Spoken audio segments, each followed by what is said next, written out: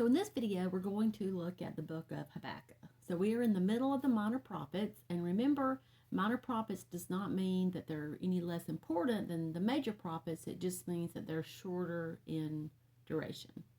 Okay, so let's jump in and answer our 8 questions about the book of Habakkuk. So first of all, who wrote it? And it's Habakkuk, and he identifies himself in chapter 1, verse 1 as being the one that's doing the prophesying. Our second question, who was it written to? It was written to Judah.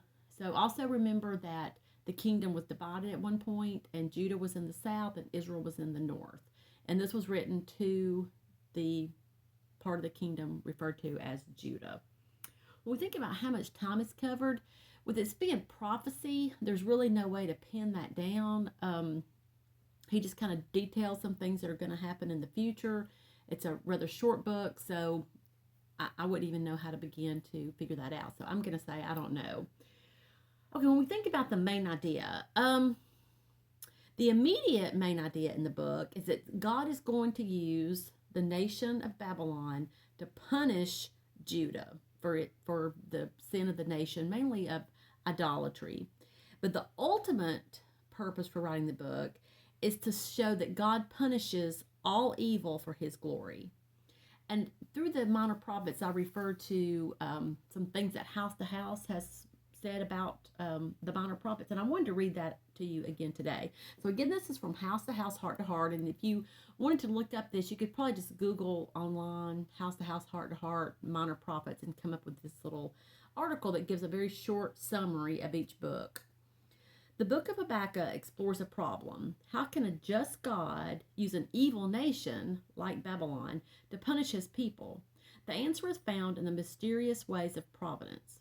Babylon will be used as a divine rod of punishment by way of the Chaldean, by the day of Chaldean destruction is coming. So that kind of summarizes the book of Habakkuk. So when we think about notable characters in the book, really there's just 2, and that's God and Babylon. And in the book, God is referred to as Lord, all caps, God, Holy One, and the Lord of Hosts. And then sometimes Babylon is also referred to as Chaldeans in the book. When we think about notable events, again, with it being prophecy, there's not really accounts that are fleshed out, but I did want to give you a little outline. So chapter 1, verse 1 through chapter 2, verse 1, Habakkuk inquires of God, wanting to know, how could this be that you're going to use this wicked nation to punish us? Then chapter 2, verse 2 through chapter 2, verse 20 is when God answers Habakkuk. And then chapter 3, verse 1 through chapter 3, 19, Habakkuk accepts what's going to happen. He accepts what God is going to do. He accepts God's punishment. When we think about where on the timeline, this is during that period of time known as Judah alone, because Israel has already gone into Assyrian captivity. When we think about Jesus in the book of Habakkuk, so this is a very general overview. I don't see any that just jump right out, so I'm just going to skip that. I know there's some there, people that are much wiser and have dug deeper into the scriptures than what we're doing. When we think about why study the book of Habakkuk, I'm going to submit 4 things. And that Habakkuk lets us know that humans are always going to struggle when they contemplate God. And we know that humans are never going to totally understand God and his ways. It just didn't make sense to Habakkuk. And things that happen to us today just doesn't make sense. But we need to bring our hearts to God in total submission, even if we don't understand everything. And that's what Habakkuk did in the end. He finally just accepted it. And I want to read to you something that Habakkuk says at the end of the book. And this is chapter 3, verse 16. He said, I hear, and my body trembles, my lips quiver at the sound, rottenness enters my bones, my legs tremble beneath me. So that's a very negative picture. He doesn't understand what's happened. It's going to happen. But then he says this, yet I will quietly wait for the day of trouble to come upon people who invade us. So he accepts it. And then the book ends this way.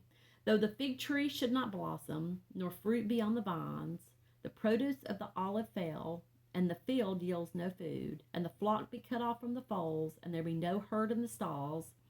So this is just painting a real bleak picture of their food source drying up, and things that you just rely on to happen are not happening. But this is what he says.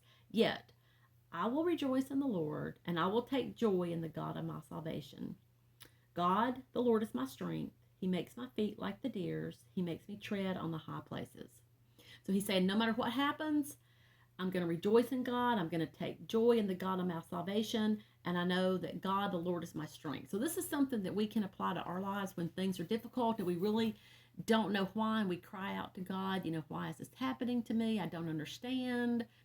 We can take comfort that we're not the first person to do this. Habakkuk, he was a prophet, but yet he was asking these questions that we still ask today.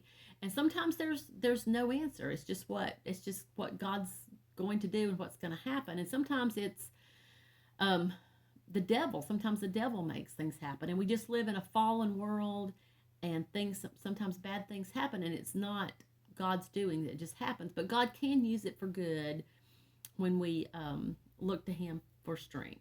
So I hope this has been helpful. It's a very short book. It just would take a few minutes to sit down and read it.